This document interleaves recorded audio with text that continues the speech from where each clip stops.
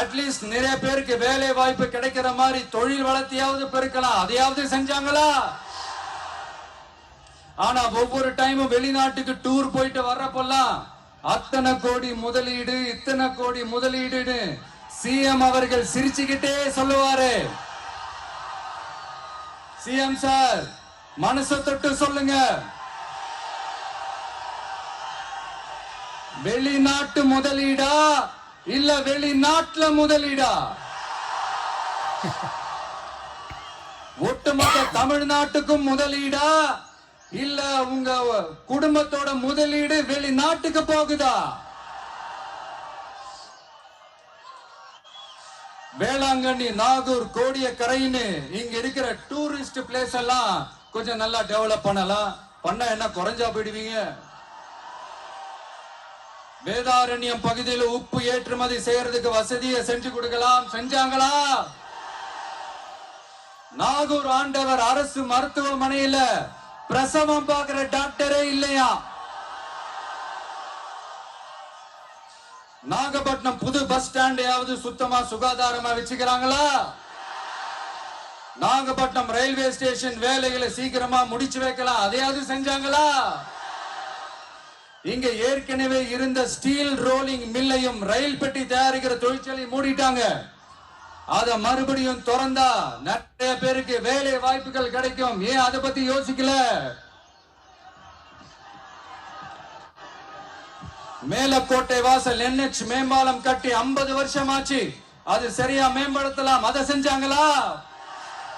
Thanjavur to Nagapattinam NH road வேலை பல வருஷமா நடக்குது, இன்னும் முடிச்ச பாடே காணும், அதை வேகப்படுத்தி முடிச்சிருக்கலாம், அதையாவது செஞ்சாங்களா? ரொம்ப முக்கியமா நெல்ல மூட்டையெல்லாம் மழை காலத்துல வெள்ளத்துல நனைஞ்சு நம்ம விவசாயிங்க எவ்வளவு வேதனைப்படுறாங்க. அதுக்கு சரியான ஒரு குடவுன் கட்டி தரலாம், அதையாவது கட்டி தந்தாங்களா? எலெக்ஷனுக்கு முன்னாடி திமுக காரங்க வந்து செய்வோம் செய்வோம் செய்வோம் செய்வோம்னு சொன்னாங்களே, செஞ்சாங்களா? இதெல்லாம் எதுவுமே செய்யாம எல்லாத்தையும் செஞ்ச மாதிரியே அதையும் பெரியமையா வேற சொல்லுவாங்க இவங்க. நான் வந்து போன வாரம் திருச்சிக்கும் அரியலூர் மாவட்டத்துக்கும் போய் நம்ம மக்களை சந்திக்க போயிருந்தேன். அப்போ பெரம்பலூரும் போக வேண்டியது. அங்க சில ரூல்ஸ் அண்ட் ரெகுலேஷன்ஸ், ஒரு கட்டத்துக்கு அப்புறம் இந்த பஸ்ஸே மூவ் ஆகல. அதுக்கப்புறம் அதை தாண்டி ஒரு டைமுக்கு மேல பேசுறது, சரி அதெல்லாம் விடுங்க. இந்த நேரத்துல பெரம்பலூர் பகுதி மக்களுக்கு நான் மன்னிப்பு கேட்டுக்கிறேன். சீக்கிரமாவே உங்களை தேடி நான் வருவேன் ஃபார் ஷுவர். நம்ம வந்து இந்த டூர் பிளான், இந்த ஷெட்யூல் போட்டதுக்கு அப்புறம் அது என்னப்பா சனிக்கிழமை சனிக்கிழமை சனிக்கிழமை அப்படின்னு ஒண்ணு ஸ்டார்ட் ஆச்சு. அது ஒண்ணு இல்ல, உங்க எல்லாரையும் வந்து பார்க்கும் போது உங்களுக்கு எந்த விதமான டிஸ்டர்பன்ஸும் இருந்துடக்கூடாது. முக்கியமா உங்களுடைய வேலைகளுக்கு எந்த விதமான டிஸ்டர்பன்ஸும் இருந்துடக்கூடாது அப்படின்ற ஒரே காரணத்துக்காக தான் இப்படி வீக்கெண்டா பார்த்து இப்படி இந்த பிளானை ஷெட்யூல் பண்ணோம். லீவு நாட்கள்ல, ஓய்வு நாட்கள்ல வரணும்ன்றதா அந்த எண்ணமே. அது மட்டும் இல்ல, அரசியல்ல சில பேருக்கு நம்ம ஓய்வும் கொடுக்கணும் இல்லையா? அதனாலதான் இந்த ஓய்வு நாட்களா பார்த்து இப்படி செலக்ட் பண்ணோம். சரி, இப்ப நம்ம மக்களை சந்திக்கிறதுக்கு, நம்ம சொந்தங்களை சந்திக்கிறதுக்கு எத்தனை கட்டுப்பாடுங்க. அந்த இடத்துல பர்மிஷன் இல்ல, இந்த இடத்துல பர்மிஷன் இல்ல. ஆனா அதுக்கான காரணங்கள்லாம் நீங்க கேட்டீங்கன்னா சொத்தையான காரணமா இருக்கும். அங்க பேசக்கூடாது, இங்க பேசக்கூடாது, 5 நிமிஷம் தான் பேசணும், 10 நிமிஷம் தான் பேசணும். நான் பேசுறதே 3 நிமிஷம் தான். அதுலயும் அது பேசக்கூடாது, இதை பேசக்கூடாதுன்னு சொன்னா அப்புறம் தான் எதை தான் பேசுறது. அரியலூர்ல போனப்போ நான் கரெக்டா அந்த ஊருக்கு போறதுக்கு முன்னாடி ஒரு அந்த ஏரியாலேயே அந்த பவர் கட்டு. அப்புறம் நான் திருச்சிக்கு போய் நான் பேச ஆரம்பிச்சதுக்கு அப்புறம் அந்த ஸ்பீக்கருக்கு போற அந்த வயரு கட்டு. இல்ல நான் தெரியாம தான் கேக்குறேன், சிஎம் சார், ஃபார் எக்ஸாம்பிள் இப்ப ஒரு RSS தலைவர் இங்க வராருன்னு வச்சுக்கோங்க. இல்ல நம்ம பிரதமர் மோடிஜி அவர்களோ இல்ல உள்துறை அமைச்சரோ இங்க வர வச்சுக்கோங்க, இந்த மாதிரி கண்டிஷன்ஸ் எல்லாம் போடுவீங்க, இந்த மாதிரி பவர் கட் பண்ணுவீங்க, இந்த மாதிரி வயர் கட் பண்ணுவீங்க, கொஞ்சம் கட் பண்ணி தான் பாருங்களேன். முடியாதுல, பேஸ்மெண்ட் அதிரும்ல. நீங்க தான் மறைமுக உறவுக்காரர்களாச்சே. இதாவது பரவாயில்லைங்க, இதை தாண்டி ஒரு ரூல் ஒண்ணு போட்டாங்க, பஸ்ஸுக்குள்ளேயே இருக்கணுமா, பஸ் விட்டு வெளியில வரக்கூடாதா, கையை இவ்வளவுதான் தூக்கணுமா, இப்படியே வரணுமா, மக்களை பார்த்து சிரிக்காத, மக்களை பார்த்து கையசைக்காத, இப்படி எல்லாம். ஐயோ,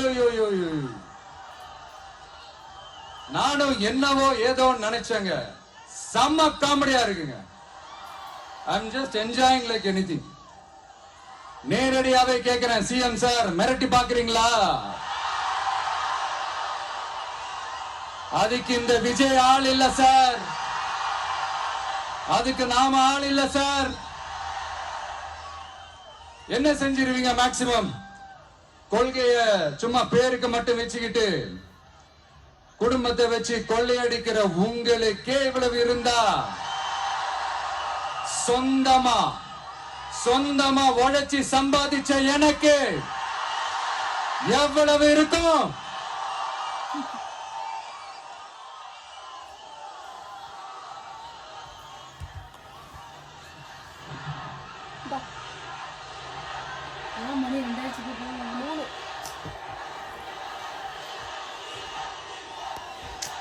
தேங்க்யூ நண்பா. என்ன நாங்க பெருசா கேட்டுட்டோம்? மக்கள் நிம்மதியா ஃப்ரீயா நின்னு பாக்குறதுக்கு ஒரு இடம், அதை நாங்க தேர்வு செஞ்சு அதுக்கு பர்மிஷன் கேட்கிறோம். ஆனா நீங்க என்ன பண்றீங்க? அந்த இடத்தையெல்லாம் விட்டுட்டு நெருக்கடியோட, மக்கள் நெருக்கடியோட எங்கெல்லாம் நிப்பாங்களோ அந்த இடமா பார்த்து செலக்ட் பண்ணி தெரியுங்க. உங்க எண்ணம் தான் என்ன சார்? நான் அவங்கள பார்க்க கூடாது, அவங்களோட பேசக்கூடாது, அவங்க குறைகளை கேட்க கூடாது, அவங்களுக்காக குரல் கொடுக்க கூடாது, என்னதான் சார் உங்க எண்ணம்? சரிங்க சார், ஒரு அரசியல் தலைவன் அப்படின்றதெல்லாம் மறந்துருங்க. ஒரு சாதாரண ஒரு தமிழ்நாட்டு மண்ணோட ஒரு மகனா, ஒரு நம்ம தமிழ் மக்களோட ஒரு சொந்தக்காரனா, என் மக்களை, என் குடும்பத்தை, என் சொந்தங்களை நான் பார்க்க போனா என்ன பண்ணுவீங்க? அப்பவும் தடை போடுவீங்களா? வேணாம் சார். இந்த அடுக்குமுறை, இந்த அராஜக அரசியல் வேணாம் சார். நாம ஒண்ணு இங்க தனியால் இல்லைங்க சார்,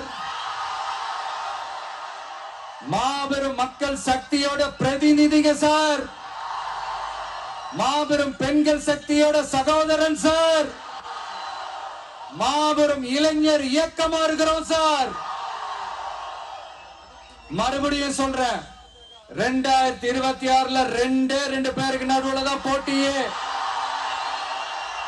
ஒண்ணு இன்னொன்னு,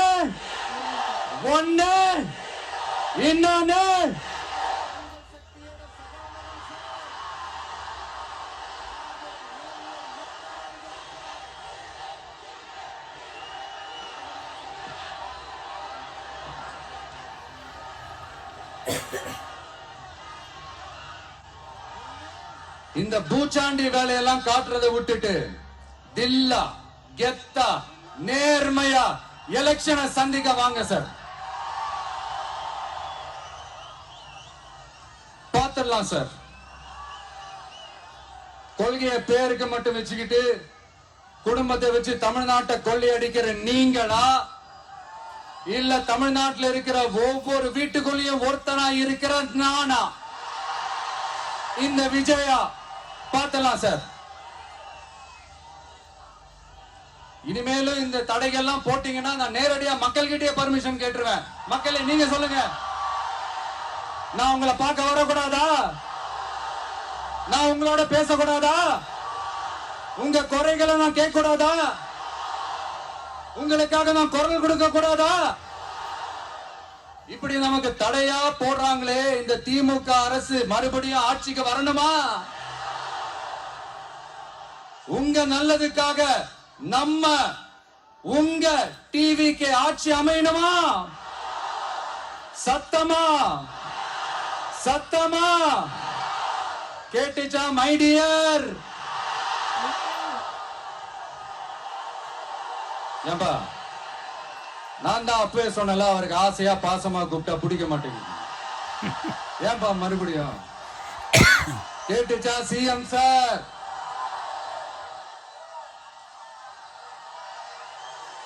இந்த போர் முழக்கம் உங்களை ஒரு நிமிஷம் கூட தூங்க விடாது, துரத்திக்கிட்டே வரும். கான்பிடண்டா இருங்க, நல்லதே நடக்கும், வெற்றி நிச்சயம். மீண்டும் சந்திக்கும் வரை நன்றி, வணக்கம்.